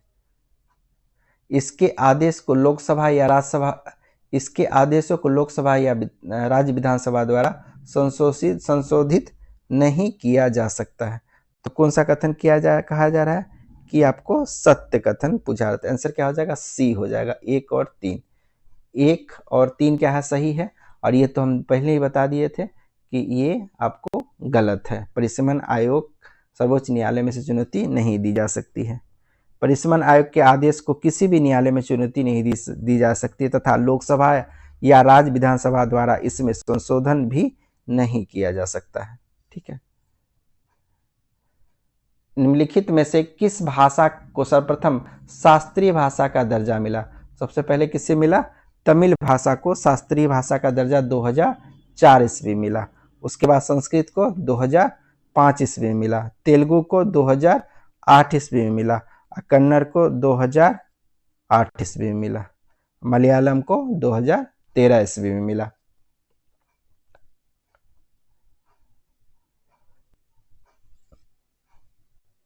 नंबर सूची 1 और सूची 2 का क्या करना है? मिलान करना है। लोकपाल जो है वो कार्मिक मंत्रालय के अंतर्गत आता है। कार्मिक मंत्रालय, लोकपाल। वस्तु एवं सेवा कर परिषद, ये आपको वित्त मंत्रालय के अंतर्गत आता है, वित्त मंत्रालय। उसके बाद क्या? राष्ट्रीय मानवाधिकार आयोग, ये आपको गृह मंत्रालय के अंतर्गत आता है।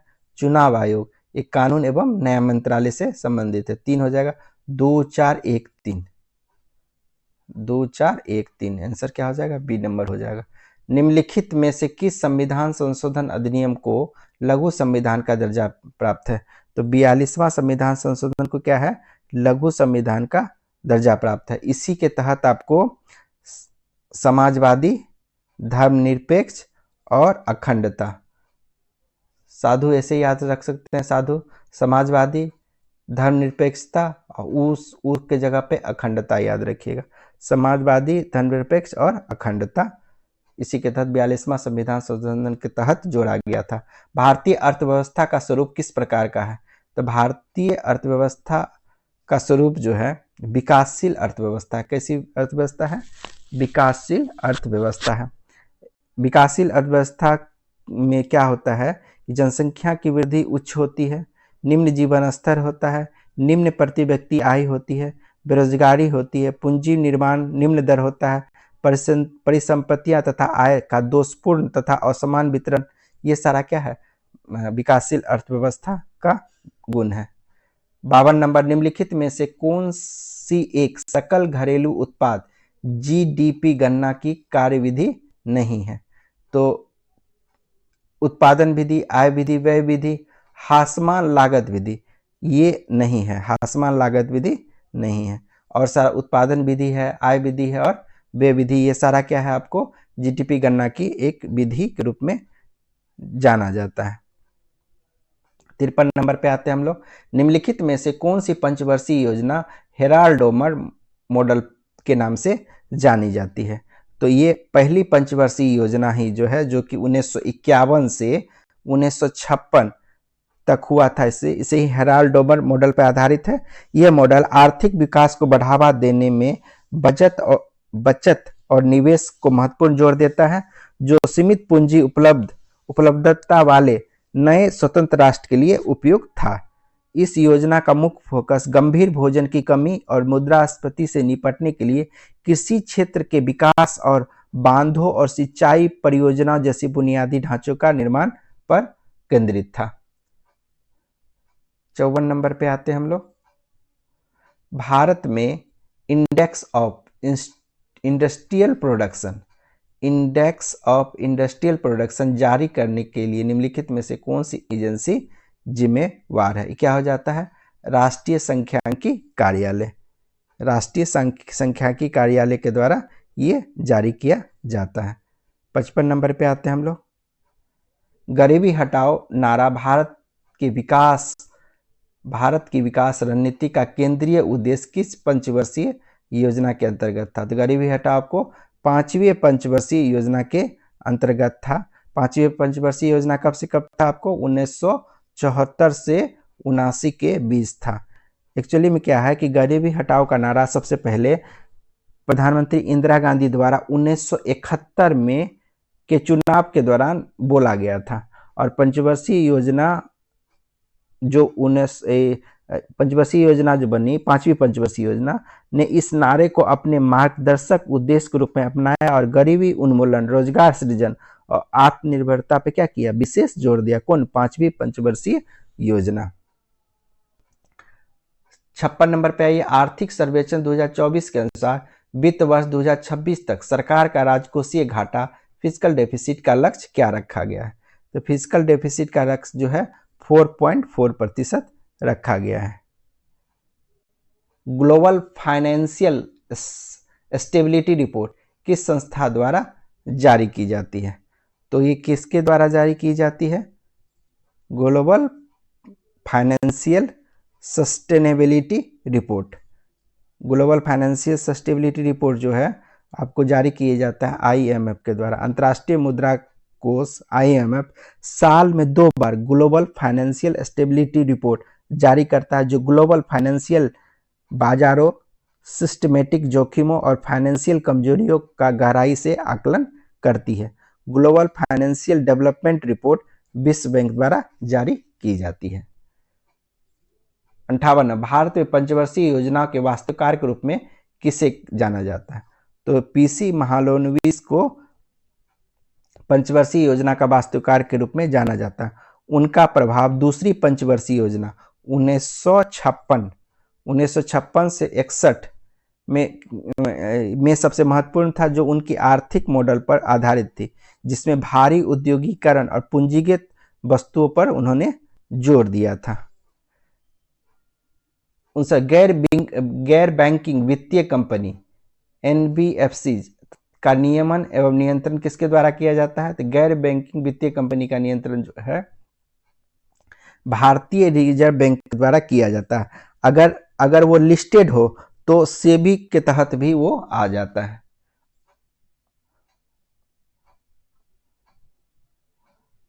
साठ नंबर भारतीय रिजर्व बैंक आरबीआई के गवर्नर की नियुक्ति किसके द्वारा की जाती है? तो आरबीआई का जो गवर्नर है उसकी नियुक्ति केंद्र सरकार के द्वारा किया जाता है। फिलिप्स कर्व वक्र, फिलिप्स वक्र निम्नलिखित में से किनके बीचों को संबंध को दर्शाता है? तो फिलिप्स वक्र जो है आपको मुद्रास्फीति और बेरोजगारी के बीच के संबंध को दर्शाता है, जहां बेरोजगारी में कमी मुद्रास्फीति में वृद्धि के अनुरूप होती है और उसके विपरीत भी होती है। 62 नंबर निम्नलिखित में से कौन सा पीएम किसान योजना का एक मुख्य विशेषता है? एक मुख्य विशेषता पूछा जा रहा है। किसानों को सब्सिडी वाली ब्याज दरों पर लोन नहीं, लोन का बात नहीं है। आधुनिक कृषि तकनीकों पर मुफ्त ट्रेनिंग प्रोग्राम नहीं। भुगतान वितरण के लिए डायरेक्ट बेनिफिट ट्रांसफर सिस्टम लागू, यही है। पीएम किसान योजना में क्या होता है? 2000 रुपया का 3 किस्त दिया जाता है, ठीक है, और वो डायरेक्ट बेनिफिट ट्रांसफर के द्वारा क्या किया जाता है? पहुंचाया जाता है आपको। 63 नंबर भारत में क्षेत्रीय ग्रामीण बैंक आरआरबी किस वर्ष स्थापित किया गया था? तो ये कब हुआ था? 1975 ईस्वी में स्थापित किया गया था। 2 अक्टूबर 1975 को पहली बार रूरल रीजनल ग्रामीण बैंक मतलब क्षेत्रीय ग्रामीण बैंक की स्थापना की गई थी। 26 सितंबर 1975 को जारी अध्यादेश और रीजनल रूरल बैंक अधिनियम 1976 के प्रावधान के तहत 1975 में स्थापित किया गया था। 64 नंबर पे आते हैं। किस पंचवर्षीय योजना में मुख्य ध्यान सामाजिक न्याय के साथ विकास पर जोर दिया गया था? तो कौन सा था? आपको 9वीं पंचवर्षीय योजना में। 9वीं पंचवर्षीय योजना जो कि 1997 से 2002 के बीच था, में सामाजिक न्याय और कल्याण के साथ विकास की थीम पर ध्यान केंद्रित किया गया था, ठीक है। अब आते हैं हम लोग 65 नंबर पे। भारत में किस समिति ने मुद्रास्फीति लक्ष्यीकरण इन्फ्लेशन टारगेटिंग की सिफारिश की थी? तो किसने की थी? उर्जित पटेल के द्वारा जो समिति की अध्यक्षता किया गया था उसमें ये बताया गया था। 66 नंबर पे आते हैं हम लोग। 66 नंबर पे आते हैं। भारतीय रिजर्व बैंक आरबीआई के द्वारा डॉक्टर पुष्पक भट्टाचार्य समिति का गठन निम्नलिखित में से किस उद्देश्य से किया गया था? तो पुष्पक भट्टाचार्य समिति का जो गठन किया गया था वो वित्तीय क्षेत्र में आर्टिफिशियल इंटेलिजेंस एआई को उत्तरदायी और नैतिक रूप से अपनाने की एक रूपरेखा के द्वारा विकसित किया गया था। 1 नंबर हो जाएगा। 67 भारत में राजकोषीय नीति फिस्कल ड्रैग की अवधारणा को निम्नलिखित में से कौन सा विकल्प सबसे उपयुक्त रूप से दर्शाता है? तो ये क्या हो जा रहा है? सबसे ऊपर, नीतियों में बदलाव किए बिना महंगाई के कारण कर राजस्व स्वतः बढ़ जाता है, जिससे वास्तविक आय में कमी आती है।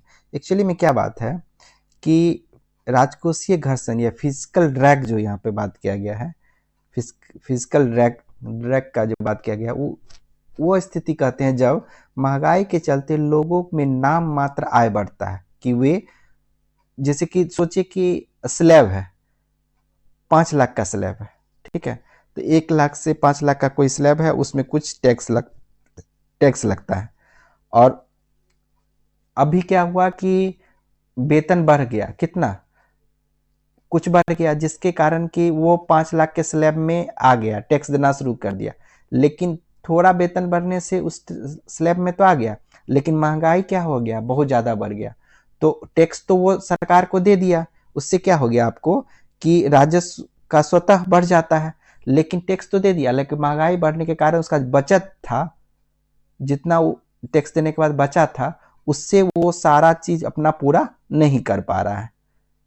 जितना सामान वो खरीद पा रहा था उतना नहीं खरीद पा रहा था। उसमें क्या हो जा रहा है, उसकी वास्तविक आय में क्या हो गया, आपको उसकी वास्तविक आय में कमी देखने को मिला। 68 नंबर पे आते हैं, भारत में भुगतान संतुलन बीओपी के संदर्भ निम्नलिखित में से कौन सा कथन सही है। तो भुगतान संतुलन जो है क्या कह रहा है कि चालू खाता और वस्तु सेवाओं और एक तरफा हस्तांतरण का व्यापार शामिल है। पूंजी खाता में अधिशेष चालू खाते के घाटे की भरपाई कर सकता है। त्रुटियां और चूकों को शामिल किए जाने के कारण लेखांकन की दृष्टि से भुगतान संतुलन हमेशा संतुलित रहता है। तो ये क्या हो जाता है कि भुगतान संतुलन के लिए तीनों पॉइंट आपको क्या है, सही है, 1 2 3 भी सही है। इसमें एक्चुअली में ये होता है कि सबसे पहले तो ये समझिए कि आप चालू खाता, तो चालू खाता क्या है, तो चालू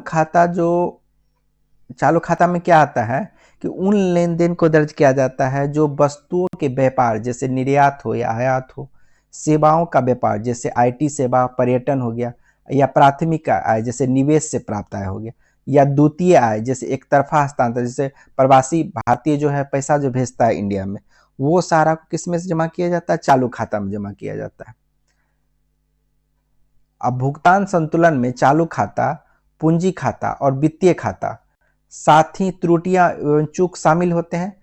चालू खाते में जो घाटा होता है, जैसे जब आयात निर्यात से क्या हो गया, अधिक हो गया, आयात ज्यादा कर लिया, निर्यात कम हुआ, जैसे चाइना से होता है, तो ये क्या हो गया, आपको घाटा हो गया, चालू खाते में घाटा हुआ, को पूंजी और वित्तीय खाते के अधिशेष के माध्यम से पूरा कर लिया जाता है। तो पूंजी खाता में जो घाटा हुआ, ये आपको चालू खाता में जो घाटा हुआ, तो पूंजी खाते में जो अधिशेष इसमें जो बचा है, वो चालू खाते के घाटे को क्या कर लेगा, भरपाई कर लेगा। ठीक है, तो इस तरह से तीनों आंसर आपका क्या हो गया, सही हो गया। 71 नंबर पे आइए, 69 नंबर पे। 69 में कह रहा है कि निम्नलिखित में से कौन सा कथन क्रॉनिक कैपिटलिज्म शब्द का सही उपयुक्त वर्णन करता है। एक्चुअली में देखिए, क्रोनिक कैपिटलिज्म एक ऐसी आर्थिक व्यवस्था है जहां व्यवसाय की सफलता व्यापारियों और सरकारी अधिकारियों के बीच घनिष्ठ संबंध पर निर्भर करता है। ठीक है, क्रोनिक कैपिटलिज्म क्या हो गया कि व्यापारी और सरकारी कर्मचारी उस दोनों के बीच कैसा साठगांठ है, उसी के ऊपर निर्भर करता है। मतलब कितना घूस खिला के अपना बात मनवा ले रहा है व्यापारी, उसी आधार पर उसका व्यापार क्या होगा, सक्सेस करेगा। तो अब ऑप्शन से देखते हैं हम, एक ऐसा आर्थिक तंत्र जहां व्यवसाय बिना सरकारी हस्तक्षेप के निष्पक्ष रूप से प्रतिस्पर्धा करता है। गलत है, यहाँ तो व्यवसाय और सरकारी हस्तक्षेप हो गया, यहाँ पे एक दूसरे से साठगांठ कर लेता है। एक ऐसा आर्थिक तंत्र जहां व्यवसाय की सफलता सरकार के अधिकारी से नजदीकी संबंध के कारण होती है। बिल्कुल सही है, सरकार का अधिकारी के साथ जिसका अच्छा संबंध रहेगा, वो अक्सर उसे कानूनी परमिट, सरकारी अनुदान, विशेष छूट या राज्य के हस्तक्षेप के अन्य रूपों के वितरण में उसको क्या होगा, फायदा मिल जाएगा, दूसरे को उसका फायदा नहीं मिलेगा, मतलब पक्षपात हो जाएगा। तो यह निष्पक्ष प्रतिस्पर्धा को कमजोर करता है तथा भ्रष्टाचार और अकुशलता को क्या करता है, बढ़ावा देता है।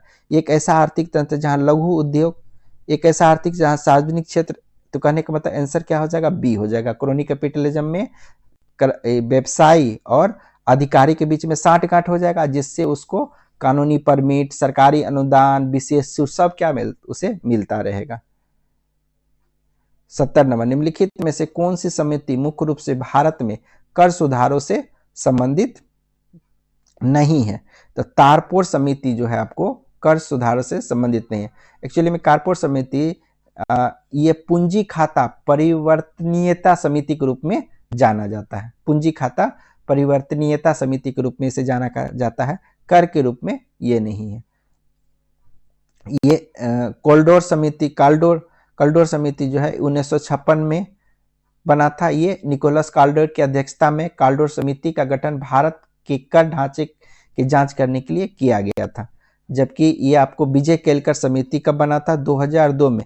प्रत्यक्ष और अप्रत्यक्ष करों पर गठित टास्क फोर्स ने भारत के कर ढांचे को सरल और आधुनिक बनाने के लिए महत्वपूर्ण सिफारिश की थी।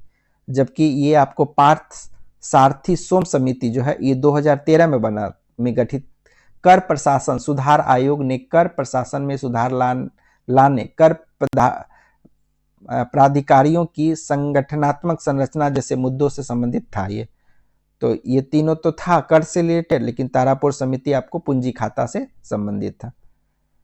71 नंबर, केंद्रीय बजट 2025-26 के अनुसार नवीन राष्ट्रीय खाद्य प्रौद्योगिकी उद्यमिता एवं प्रबंधन संस्थान कहाँ स्थापित किया जाएगा? तो कहाँ पे होगा? आपको बिहार में स्थापित किया जाएगा।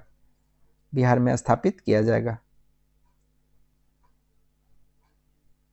अब यहाँ पे आ जाइए 72 नंबर। 72 नंबर में कह रहा है कि मिलान करने के लिए इंडिया सिक्योरिटी प्रेस। तो इंडिया सिक्योरिटी प्रेस एवं करेंसी नोट कहाँ पे? आपको नासिक में, नासिक में, ठीक है। बैंक नोट प्रेस, तो bank note press Dewas Madhya Pradesh में, देवास मध्य प्रदेश में, bank note press Dewas Madhya Pradesh में। Security printing press, security printing press आपको हैदराबाद में है, तो हैदराबाद हो जाएगा। उसके बाद क्या है? सिक्योरिटी पेपर मिल, तो सिक्योरिटी पेपर मिल है नर्मदापुरम मध्य प्रदेश में, तो नर्मदापुरम मध्य प्रदेश में। तो क्या हो जाएगा? 2413, 2413 आंसर बी नंबर हो जाएगा। 73 नंबर पे आते हैं। केंद्रीय बजट 2025-26 के अनुसार अगले 5 वर्षों में सरकारी स्कूल में कितनी अटल टिंकरिंग लैब स्थापित करने की योजना है? तो ये आपको क्या हो जाता है? 50,000 अटल टिंकरिंग लैब स्थापित करने की योजना है। 74 नंबर, बिहार बजट 2025-26 में सकल राज्य घरेलू उत्पाद जीएसडीपी के प्रतिशत के रूप में लक्षित राजकोषीय घाटा कितना रखा गया है? तो ये आपको क्या है? 3% तक सीमित रखा गया। 3 तो यहाँ दिया हुआ नहीं है, तो आंसर किसी में 3 करके 3.0 कर देते हैं और सी मान लीजिए आंसर। 75 नंबर, बिहार राज्य सरकार के प्रमुख योजना जल जीवन हरियाली मिशन किस वर्ष शुरू किया गया था? तो जल जीवन हरियाली मिशन है ना, 2 अक्टूबर 2019 को नीतीश कुमार के नेतृत्व में किया गया था। 76 नंबर, बुनियादी ढांचों और सतत विकास परियोजना को वित्त पोषित करने के लिए ब्रिक्स देशों द्वारा कौन सी अंतर्राष्ट्रीय वित्तीय संस्थान स्थापित किया गया है? तो ये क्या किया गया? न्यू डेवलपमेंट बैंक स्थापित कब हुआ था? 2014 में। कहाँ पे है? संघाई चीन में है आपको ये। 77 नंबर पे आ जाइए। भारतीय कृषि के अधिशेष श्रम के कारण मुख्यतः किस प्रकार की बेरोजगारी होती है? तो अधिशेष श्रम के कारण कौन सा होता है? प्रच्छन्न बेरोजगारी। क्या होता है प्रच्छन्न बेरोजगारी? किसको कहते हैं? जैसे सोचिए कि दो परिवार है, दोनों परिवार में 5-5 आदमी था और दोनों परिवार के पास दो कट्ठा खेत है। अब पांचों मिलके इसमें खेती कर रहा है। अचानक से एक आदमी का क्या हो गया? नौकरी हो गया, सरकारी नौकरी सोचिए एक आदमी को हो गया। तो अब कितना आदमी मिलके 2 कट्ठा खेती कर रहा है? 4 आदमी मिलके, तो भी आसानी से खेती कर ले रहा है 2 कट्ठा में। किसने लग रहा है? 5 आदमी मिलके इसको कर रहा है। तो एक आदमी फालतू का इसमें बिना मतलब का शामिल है। ये तो 4 आदमी मिलके इतना कर ले रहा है, एक आदमी अलग से भी कमा ले रहा है। तो इस तरह से क्या है कि ज्यादा श्रम लग जा रहा है जो कि जरूरत नहीं है, तो उसी को अधिशेष श्रम कहते हैं। ये से क्या कहता है? प्रच्छन्न बेरोजगारी। उसे लगता है हम कुछ काम तो कर रहे हैं लेकिन वो फ्रूटफुल काम नहीं है, उसका ज्यादा प्रोडक्टिविटी में ज्यादा इस्तेमाल नहीं हम समझ सकते हैं। इसे प्रचंड बेरोजगारी कहते हैं। बिहार बजट 2025-26 के अनुसार बिहार वानिकी महाविद्यालय एवं अनुसंधान संस्थान कहाँ स्थापित किया गया है? तो बिहार वानिकी महाविद्यालय एवं अनुसंधान संस्थान कहाँ स्थापित किया गया है? तो ये आपको मुंगेर में स्थापित किया गया है। 78 हो गया। 79 नंबर पे आते हैं हम लोग। 79 नंबर में कह रहा है कि 2011 की जनगणना के अनुसार भारत की कुल जनसंख्या में बिहार की जनसंख्या प्रतिशत कितना है? तो बिहार का जनसंख्या का प्रतिशत 8.6 है। तो 8.6 कीजिए, कहीं 8.6 नहीं था तो बी नंबर मान लीजिए, 8.6% है। और जनसंख्या करीब करीब कितना हो जाता है? 10.41 करोड़। भारत की कुल जनसंख्या कितनी थी? 121.08 करोड़ थी। भारत का बिहार का पोजीशन तीसरा था भारत में। 80 नंबर पे आते हैं हम लोग। 80 नंबर में कह रहा the planned economy for India पुस्तक के लेखक कौन है? तो the planned economy for India पुस्तक के लेखक एम विश्वेश्वरैया हैं। ठीक है। 81 नंबर, बिहार सरकार की कौन सी पहल छात्रों को इंजीनियरिंग, पॉलिटेक्निक और मेडिकल प्रवेश परीक्षाओं के लिए निःशुल्क कोचिंग प्रदान करती है? तो क्या योजना नाम है इसका? पहल योजना इसका नाम है। भारत में एकीकृत पेंशन योजना निम्नलिखित में से किस समिति की सिफारिश पर की गई थी? तो क्या नाम है? टीवी सोमनाथ समिति के सिफारिश पर की गई थी। बिहार सरकार द्वारा जमीनी स्तर पर नवाचार और उद्यमिता को बढ़ावा देने के लिए शुरू किए जाने वाले पोर्टल का क्या नाम है? तो पोर्टल का नाम है बिहार आइडिया फेस्टिवल। क्या नाम है? बिहार आइडिया फेस्टिवल नाम है। 84 में बिहार बजट 2025-26 में किन स्थानों पर ग्रीनफील्ड हवाई अड्डे के निर्माण की घोषणा की गई? ये कहाँ पे है आपको? सुल्तानगंज और रक्सौल। सुल्तानगंज और रक्सौल। 85 नंबर पे आते हैं हम लोग। बिहार के वित्त मंत्री सम्राट चौधरी ने वित्त वर्ष 2025-26 का राज्य बजट कब प्रस्तुत किया? तो 3 मार्च 2025 को उन्होंने प्रस्तुत किया। अंतर्राष्ट्रीय व्यापार के संदर्भ में वस्तुओं की अंतर्राष्ट्रीय सामंजस्यपूर्ण प्रणाली का रखरखाव निम्नलिखित द्वारा किया जाता है। तो ये हो जाएगा क्या आपको? विश्व सीमा शुल्क संगठन के द्वारा। बिहार आर्थिक सर्वेक्षण 2024-25 के अनुसार अधिकतम बिजली खपत के मामले में बिहार के 3 शीर्ष जिले क्रमशः कौन कौन है? तो बिजली खपत सबसे ज्यादा कहाँ? पटना में, गया में, फिर मुजफ्फरपुर में। जो बड़ा शहर है उसी में ज्यादा बिजली खपत होता है। 88 नंबर पे आते हैं हम लोग। 88 में कह रहा है बिहार का आर्थिक सर्वेक्षण 2024-25 के अनुसार वित्तीय वर्ष 2023-24 में राज्य की अर्थव्यवस्था में विभिन्न क्षेत्रों का योगदान पर विचार कीजिए। प्राथमिक क्षेत्र का 19.9% था और द्वितीय क्षेत्र का 21.5% था। मतलब ये दोनों क्या हो गया? गलत हो गया। तृतीय क्षेत्र का 58.6% था। तो आंसर क्या हो जाएगा? केवल 3 हो जाएगा। 89 नंबर पे आते हैं हम लोग। निम्नलिखित में से कौन सा बजटीय घाटे को सबसे अच्छी तरह से परिभाषित करता है? तो जितना कमाए उससे ज्यादा क्या किए? जितना कमाए प्राप्त जितना है उससे ज्यादा खर्च कर दिए तो क्या हो गया? घाटा हो गया। तो उसे क्या कहते हैं? राजकोषीय घाटा। 1 नंबर सबसे बेस्ट होता है। कुल व्यय माइनस कुल प्राप्तियां। तो क्या हो गया? कुल व्यय ही क्या हो गया? ज्यादा, मतलब खर्च ही ज्यादा हो गया तो घाटा में चला गया। 90 नंबर पे आइए।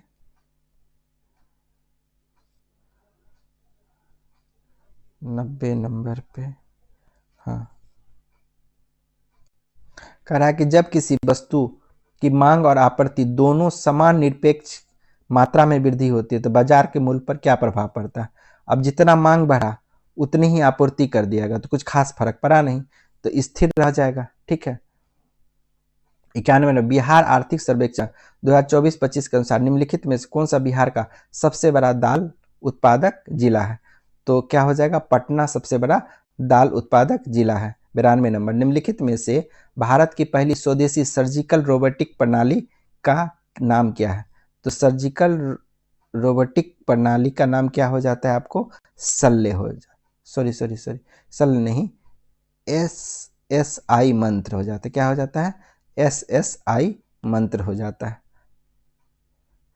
हाल ही में किस राज्य ने अपनी गंभीर भूमिगत जल संकट की समस्या को हल करने के लिए एआई सक्षम वाटर एटलस लॉन्च किया है? तो ये हरियाणा सरकार के द्वारा लॉन्च किया गया है। उल्लास कार्यक्रम के तहत पूर्ण साक्षर घोषित होने वाला पहला भारतीय राज्य कौन हो गया? तो उल्लास कार्यक्रम के तहत पहला राज्य हो जा रहा है आपको वो मिजोरम होना चाहिए। हाँ, मिजोरम है। ये 98.2% साक्षरता दर क्या किया है? हासिल किया है। 95 निम्नलिखित में से कौन सा राज्य सकल पर्यावरण उत्पाद सूचकांक लॉन्च करने वाला पहला राज्य बन गया है? तो राज्य सकल पर्यावरण उत्पाद सूचकांक किसके द्वारा लॉन्च किया गया है? तो ये आपको हो जाता है उत्तराखंड के द्वारा ये लॉन्च किया गया है। 96 पे आते हैं हम लोग। भारत के प्रथम पुनः प्रयोज्य हाइब्रिड रॉकेट का नाम क्या रखा गया? तो ये क्या है? रूहमी 1। हाल ही में चर्चा में रहा सेंट मार्टिन द्वीप किस जल निकाय में स्थित है? तो सेंट मार्टिन द्वीप जो है बांग्लादेश का एकमात्र प्रवाल द्वीप है। ये आपको बंगाल की खाड़ी में स्थित है। हाल ही में 24x7 अनाज एटीएम कहाँ शुरू किया गया है? तो ये आपको उड़ीसा के भुवनेश्वर में शुरू किया गया है। उड़ीसा के भुवनेश्वर में शुरू किया गया। हाल ही में प्रकाशित आत्मकथा दिया सलाई के लेखक कौन है? तो कैलाश सत्यार्थी दिया सलाई के लेखक हैं। हाल ही में भारत के पहले पीएम मित्र पार्क का उद्घाटन कहाँ किया गया? तो भारत के पहले पीएम मित्र पार्क का उद्घाटन ये मध्य प्रदेश में किया गया। तो इस तरह से 100 क्वेश्चन आपका समाप्त होता है। अगर यहाँ तक आप पहुँच गए हैं तो वीडियो को प्लीज़ लाइक कर दीजिए, और अगर चैनल सब्सक्राइब नहीं किए हैं तो सब्सक्राइब कर लीजिए। दोस्तों के साथ शेयर कर सकते हैं तो कर दीजिए। धन्यवाद।